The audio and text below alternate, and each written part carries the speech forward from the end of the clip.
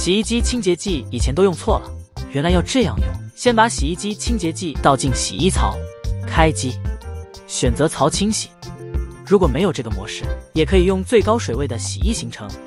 按启动，30分钟后按暂停，打开盖子，用洗衣袋把污垢捞出来。你看看，有够恶的。关上盖子继续洗。30分钟后再次打捞污垢，还是捞出不少。这次丢一条毛巾，关上盖子继续洗到结束。行程结束后，用湿毛巾擦掉剩下的污垢，就完成了。是不是很简单呢？我现在终于知道